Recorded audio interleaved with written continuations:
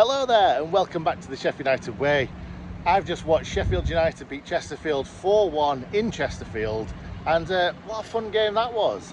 I think all the games that I've been to in pre-season have been really fun. Enjoyed them all, scored lots of goals, another 4 goals today, which was great to see.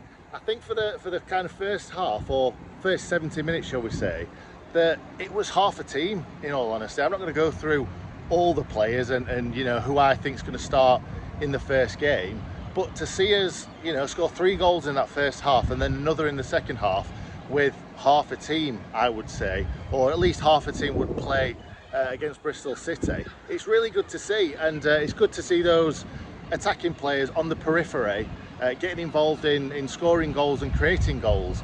Firstly, let's talk about Louis Barry, because he went off injured. That's not what we want to see. Nobody wants to see that. I really enjoyed him. I really enjoyed watching him, and I think he's going to be fantastic for us this season.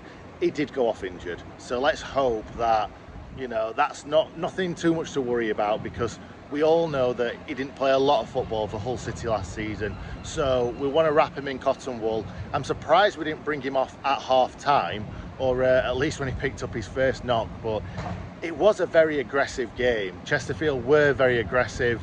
They were very competitive. I actually thought that Chesterfield were a lot better than Rotherham, and the fact that Chesterfield are in a league lower, that doesn't say a lot for Rotherham, and I am a little bit worried for Rotherham next season. But not for Chesterfield. Obviously it's great to see Fleck as well. He got a great round of applause from the Blades fans. He must have really enjoyed that one, and he had an okay game. You can tell that he's not the Flecky of old, obviously, because he is getting on a bit, but some nice passes. He looked very controlled in the midfield, and you know, it just felt like a nice moment for the Blades fans to show the appreciation for John Fleck and how good John Fleck was for Sheff United. You know, we've got some fantastic young players that were running rings around some of the Chesterfield players today, especially Ukaki. I thought he was very, very good on that right hand side. Louis Barry on the left. I know he's not a young player that we've kind of brought through, but he's still a young player.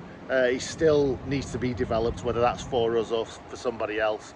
But I think he's got a big season ahead of himself, and I think there's a lot of players that were shown today that are going to have a big say in this season, because when Ollie did his match reaction for the first pre-season, I was a little bit worried about some of the AI lads, shall we say, some of the foreign players that we've brought in, unknown foreign players, shall we say, as in Cáceres and Ukake and the rest.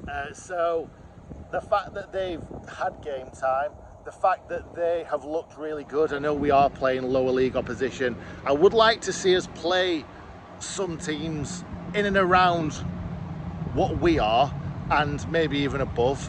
But at the end of the day, it's just it's a workout for the lads. It's to get them up to match fitness. Most of the players got on the pitch. I think the fact that Kefir Moore didn't get a sniff today might be speaking volumes in you know, where he could be going next. A lot of rumours that saying that he's going to Wrexham, obviously with his Welsh connection. So let's see, we might even bring a striker in to replace Kefir Moore if that was to happen. So, you know, there's still a lot of time left until the start of the season, and who knows what could happen, who could be coming through the door and who could be going out the other way. I didn't expect us to be losing anyone that we, you know, didn't want to keep, and Kefir Moore's definitely in that camp for me. I do feel like if Kefir Moore left, it wouldn't be the end of the world. We've got enough strikers, and especially with Ryan O'Neill really stepping up. Ryan O'Neill might end up being a winger, or he might end up being a striker, but either way, he's bagged goals in every pre-season game until today. But he was only given 20 minutes, and he actually nearly scored in that second half with a fantastic run down the right hand side, played inside to him, and you know, hit the outside of the post. But while we're talking about that, let's get on to some of the goals. So the first goal, this is always really hard when, you know, I've not got my notes in front of me, but they were both made by Louis Barry, weren't they, the first 2 goals? Cáceres scored one of them and Ukaki scored the other.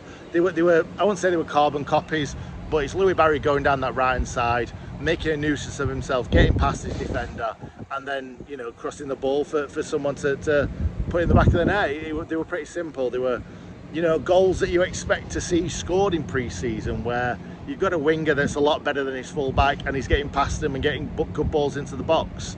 I don't expect Louis Barry to be doing that all season and all his goals be carbon copies, where all the goals he's created all be carbon copies, where he's beaten his man, got down that wing and then laid it across the box for an easy finish. That's not what happens in the Championship, but I expect that to be kind of what he tries to do, and you know, he's going to go down that left sometimes and get the ball in. He's going to cut onto his right and have a shot.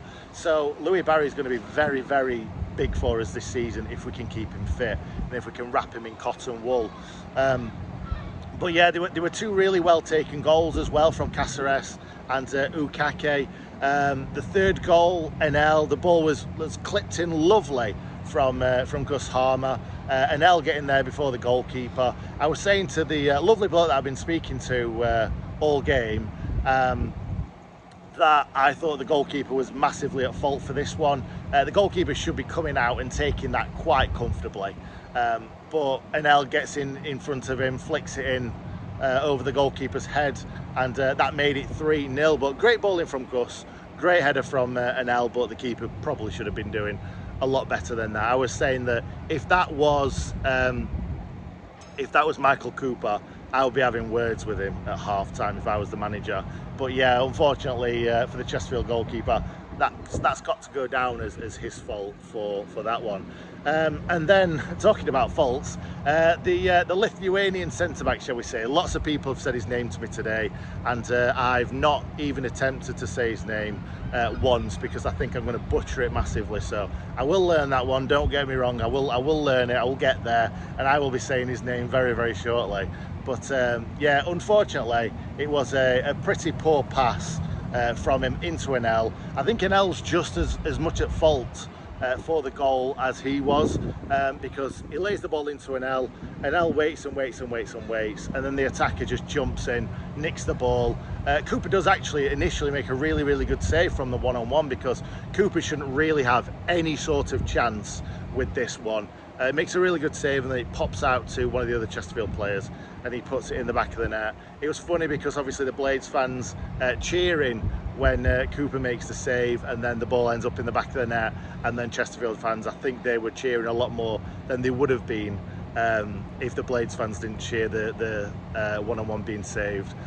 So that takes us into half-time, 3-1. I think the second half of the first half, or at least the last 15 minutes of the first half, Chesterfield came back into it. It looked like it could be 8 or 9-0 when we went 3-0 up. But I think we sat back a little bit, let Chesterfield back in. They dominated for a little bit, maybe the last 10-15 minutes of the first half. Obviously got their goal, that'll have got the tails up, and then they'll have really, really gone for it. And I think they could have got another goal, and that might have made it a little bit closer, that being 3-2. But then we go in at half-time. Second half was a bit of a damp squib, really. I think that obviously we took a really, Cannon took his goal really well after a fantastic move from, I believe it was Callum O'Hare into Ukake. Ukake lays it through, perfect weight for Callum O'Hare, and then O'Hare finds Cannon lovely. Obviously Cannon has to get away from his man, and Cannon has to put the ball in the back of the net, and it was a very accomplished finish. And watching Cannon today though, despite the goal, it reminds me of Ched Evans so much, you know, just shooting on sight. And you know, when it's going in, that's great to see, but when it's not going in and you're taking the ball further and further wide, instead of turning back and trying to find a man, he's shooting from anywhere.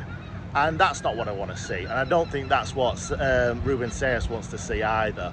So I think that'll kind of get sorted. I don't know whether he's going to start the first game of the season. I believe that Tyrese Campbell, it's got to be his shirt to lose as that sort of focal point, that number 9, if you like.